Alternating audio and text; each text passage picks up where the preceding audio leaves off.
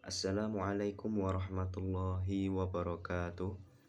Perkenalkan, nama saya Enggal Bagas Nova Saputra dengan NIM 213111087 dari kelas PAI 3C mata kuliah Manajemen Pendidikan Islam. Kami akan menyampaikan hasil review dari artikel jurnal yang berjudul Wakaf Tunai untuk Pendidikan, Prospek dan Tantangan, atau Cash Wakaf for Education, Prospect and Challenge. Sebagaimana kita ketahui bahwa wakaf merupakan yayasan saleh yang dipelopori dan dicetuskan oleh Nabi Muhammad pada 1400 tahun yang lalu. Tujuan awal adanya wakaf yaitu pada awalnya untuk masjid sebagai tempat sholat dan sebagai pusat pendidikan umat muslim. Namun pada zaman Kekaisaran Ottoman, wakaf tunai menjadi sangat berkembang karena wakaf tunai tidak hanya menguntungkan pemerintah namun juga menguntungkan seluruh masyarakat. Pendapatan yang didapatkan dari wakaf tunai digunakan untuk membiayai pendidikan sehingga dapat terselenggaranya pendidikan gratis, pelayanan kesehatan masyarakat, proyek modal, pengerjaan umum, dan sebagai pengentas kemiskinan. Penginisiasian proyek wakaf melalui skema wakaf tunai memberikan manfaat kepada masyarakat seperti hotel syariah, rumah sakit, dan klinik kesehatan yang berhasil berkembang. Yayasan-yayasan wakaf tunai memiliki model wakaf tunai sendiri, di mana pengumpulan wakaf tunai telah digunakan untuk membeli properti hotel syariah, mengembangkan program kewirausahaan, layanan medis atau kesehatan, fasilitas pendidikan, pengentasan kemiskinan, dan mensponsori biaya sekolah untuk siswa miskin atau kurang mampu. Pondasi dasar wakaf di Indonesia yaitu amanah. Meskipun kerangka tata kelola wakaf tidak dirumuskan secara resmi, namun yayasan-yayasan tersebut memiliki cara tersendiri untuk memastikan integritas dan pelaporan. Pertanggungjawaban kepada Allah dan donatur merupakan prioritas tertinggi. Pengelolaan buku terbuka memungkinkan masyarakat untuk dapat mencermati praktik wakaf yayasan-yayasan tersebut. Prospek wakaf masuk ke dalam prospek wakaf, yaitu prospek wakaf tunai mengacu pada informasi besar yang tersedia di internet yang dapat digunakan untuk memahami isu-isu dalam ekonomi daru dan penelitian Islam. Fenomena big data meledak karena terdapat 4 karakteristik, yaitu volume, variasi, kecepatan, dan kebenaran. Aset wakaf digunakan untuk menghasilkan pendapatan bagi lembaga sebagai hasil dari tata kelola yang baik dan pengelolaan yang profesional. Hasil dari aset wakaf tersebut kemudian digunakan untuk memberikan beasiswa atau bantuan biaya pendidikan kepada siswa miskin termasuk yang non-muslim juga. Terdapat 4 prospek wakaf, yaitu yang pertama, Rp miliar ringgit Malaysia wakaf tunai dapat dihasilkan menggunakan crowdfunding, partisipasi alumni, pemotongan gaji karyawan, dan lain-lain. Beberapa inisiatif tersebut telah dilakukan oleh Perbadanan Wakaf Selangor atau PWS dan Yayasan Wakaf Malaysia atau YWM. Prospek yang kedua yaitu mempromosikan wakaf tunai. Ada kebutuhan bagi pemerintah Malaysia untuk mengizinkan keringanan pajak penghasilan untuk kontribusi wakaf. Sementara keringanan pajak penghasilan diperbolehkan untuk kontribusi dan sumbangan zakat ke lembaga yang disetujui. Wakaf termasuk wakaf tunai telah ditolak perlakuan serupa. Ketiga, salah satu bidang penting bagi kemajuan Malaysia adalah kesiapan kita dalam menyediakan teknologi mutakhir.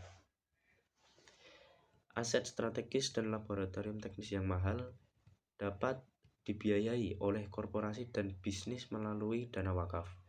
Oleh karena itu, sudah saatnya untuk mengajak dan melibatkan keterlibatan korporasi dan dunia usaha untuk program wakaf untuk membiayai aset-aset tersebut. Kemudian prospek yang keempat yaitu ada prospek yang kuat untuk mengadopsi alat vintage terbaru dan teknologi digital seperti blockchain dan crowdfunding online, wakaf app atau aplikasi wakaf hanya untuk beberapa nama dan lain-lain. Wakaf tunai yang saat ini beroperasi berdasarkan sertifikat wakaf fisik dapat diubah menjadi sertifikat wakaf digital. Kemudian masuk kepada tantangan wakaf tunai.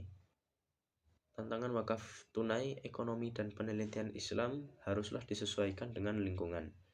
Kompleksitas lingkungan menuntut alat yang serbaguna dan kuat untuk menganalisis data dan menghasilkan hasil yang berarti. Ada banyak alat yang tersedia bagi para peneliti untuk dipilih, tergantung pada jenis data yang akan dianalisis. Pada kenyataannya, sangatlah menantang untuk mengeksekusi model wakaf di Malaysia. Tantangan yang pertama yaitu tingkat kesadaran dan pemahaman masyarakat yang masih rendah. Wakaf selalu dikaitkan dengan layanan gratis, sehingga wakaf seringkali diidentikan dengan dengan mentalitas gratis atau yang biasa kita sebut subsidi. Berdasarkan studi tentang kesadaran wakaf di Malaysia, dari 350 responden, hanya 39% yang memahami wakaf, sedangkan sisanya tidak jelas atau tidak pasti. Menurut Well 2017.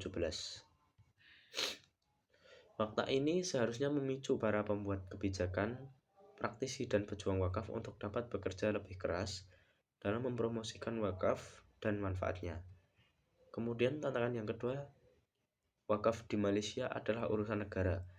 Hak prerogatif Dewan Agama Islam Negara atau SIRC, keterbatasan ruang yang diberikan kepada perguruan tinggi atau lembaga pendidikan untuk mendalami dan melaksanakan wakaf karena peran dan tanggung jawab pengelolaan wakaf merupakan urusan negara.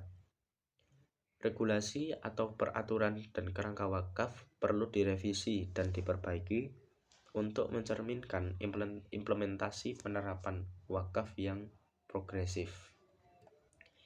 SIRC, ahli wakaf dan museum profesional harus bekerja sama untuk menyelaraskan peran dan tanggung jawab ini. Tantangan yang ketiga, sejak hari kemerdekaan Malaysia tahun 1957, human capital dan keahlian wakaf kurang diperhatikan. Sebagian besar di SIRC, wakaf dan pusat zakat adalah lulusan syariah, usuluddin, dan berbagai studi Islam. Hal ini berakibat inovasi, perencanaan, dan pengembangan wakaf tidak cukup agresif untuk memenuhi harapan. Amanah dan integritas mutawali atau nazir atau pengelola wakaf merupakan hal yang sangat penting. Oleh karena itu, keterampilan dan kompetensi khusus perlu dikembangkan dan kepada mereka yang memegang posisi manajemen wakaf. Kemudian tantangan yang keempat yaitu inovasi baru seperti vintage, pembayaran digital dan lainnya perlu diatur dan dipantau. Karena terdapat cukup banyak kasus penipuan dalam praktik wakaf tunai tradisional. Akuntabilitas yang tepat mungkin tidak akan ada jika tidak diatur dan dipantau. Dengan inovasi seperti vintage dan pembayaran digital, alur pengumpulan dan pelaporan bisa lebih cepat dan efisien. Inovasi ini tidak hanya memotivasi banyak program wakaf, tetapi juga dapat mendorong proyek wakaf palsu jika tidak diawasi secara ketat. Kesimpulannya, wakaf telah terbukti menjadi model dan instrumen praktis untuk meningkatkan ekonomi dan stabilitas sosial suatu negara. Praktik wakaf tidak hanya terbatas pada pembiayaan pendidikan, tetapi juga berkontribusi pada pengembangan ekonomi secara keseluruhan, termasuk kebutuhan dasar hypermarket, properti, hotel syariah, layanan medis atau kesehatan, dan pengusaha lokal. Prospek dan tantangan yang disebutkan di atas dapat membantu para pembuat kebijakan dan wakaf champion untuk mengeksplorasi dan mempromosikan wakaf tunai.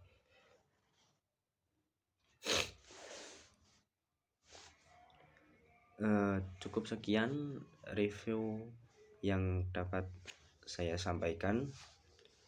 Terima kasih atas perhatiannya. Wassalamualaikum warahmatullahi wabarakatuh.